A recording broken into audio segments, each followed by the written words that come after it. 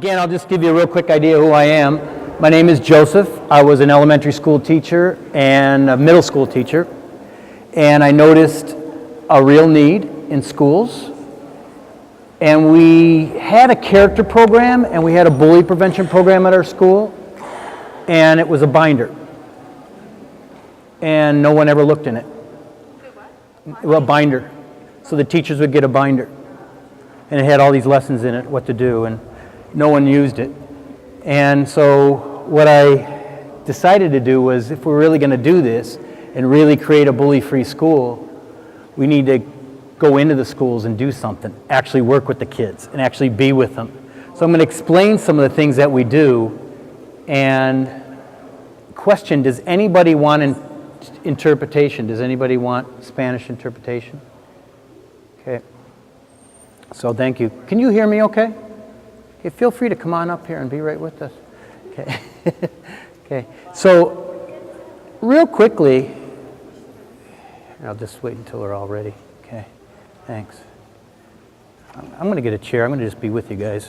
Nice. Okay. Thank you. And I'm going to actually need some volunteers in a minute. So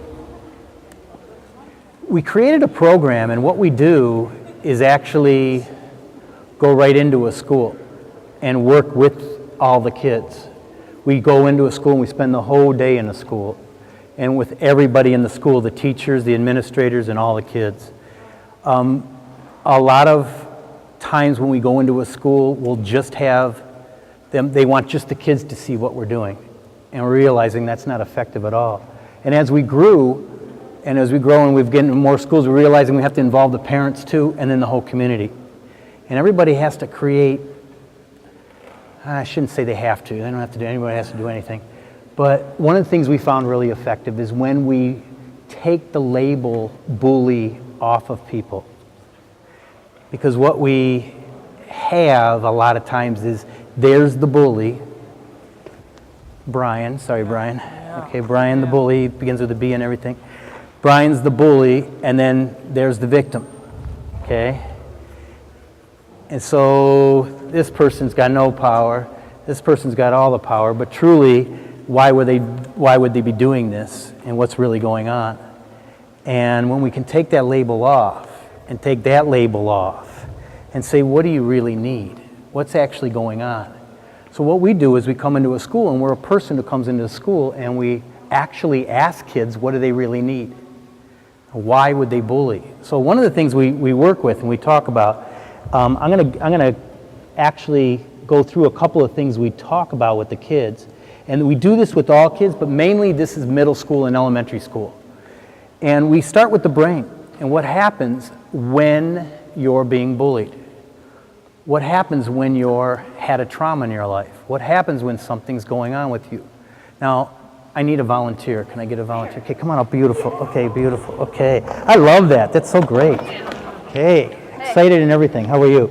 Okay, so when something happens to you that's traumatic, okay, maybe 3 years old, maybe 13 years old, okay, maybe 21, it doesn't matter. When something happens to you that's traumatic, it affects you way more than we realize. It affects a lot of things. What happens is, I'll explain the balloon in a minute, but it affects actually your heart area. When something comes at you that's traumatic or hurtful, your heart responds first. We never realized this. We always thought it was the brain that responded first. But what we found out, it was actually the heart that responds first. Now the heart sends a signal to the brain. It sends a signal to the brain, and the brain says, you're in danger. Now when that happens, if you see the little red part up there, that's called the limbic system. So when that happens, the limbic system reacts. Okay, a lot of you know some of this already. The limbic system reacts, shuts down the cortex. Now the cortex is the part right up in here where you need to think and to process. Okay. Also what we found out is the heart disconnects from the brain. You have neurons in the heart now. They're finding out the heart is actually connected to the brain. And here's what happens. When I say something to you first, it's not your brain that reacts first, it's actually your heart up to your brain. It's brand new science.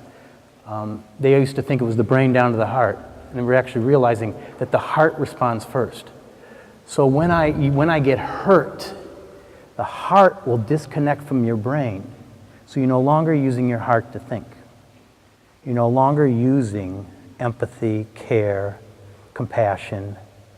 This person, whoever is out there, is now what? Your friend or your enemy, okay? That's what happens. Because this limbic system puts all these chemicals through your body, says you're in danger, everybody's your enemy. Now what we're finding is almost every child, not everyone, but almost every child that bullies is in this traumatic place. Sorry about that, this is really kind of, sounds like a thunderstorm, doesn't it? How's that, a little better? Can you still hear me? Can you hear me, Jolene? Okay. Can you hear me? All right. How's that? Okay, good. Thank you. I worked better on the other way, but this will work. Okay. So those kids that are bullying, the more we punish them, the more we separate them. And what do we do? When I was in schools, what do we normally do with kids who bully? Kick them out. Kick them out. Separate them, punish them, do something. Now that's an easy reaction to do, and that's kind of natural. It's hard not to do that to someone. You know, you're hurting people, we're going to hurt you, so you know what it's like to hurt people. You already know what it's like to be hurt. Because if you're hurting someone, very, very good chance you've been hurt. Okay, you are hurting somebody because she needs something. And we never go there with kids. We rarely go there with kids. Every once in a while they might go in the office and somebody who has compassion sits and says, "What do you need?" Did anybody see the Bully movie that came out? Just The Bully. It's called Bully. It's a brand new movie, just came out. And the administrators were getting the kids who were bullying in their office and punishing them. And of course, what did they do behind the back? Did that end the bullying or create more?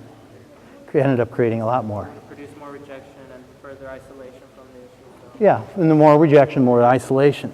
So when you're in that position, now, if I punish you and you leave, have we worked out the situation? No. What do you want to do? What do you want to go do right now?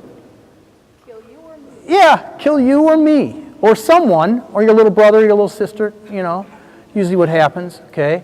So what we want to do is we want to find out what's going on, what's actually the reason why we're bullying. So how we went about this, and this is about the year 1998 when we first started doing that.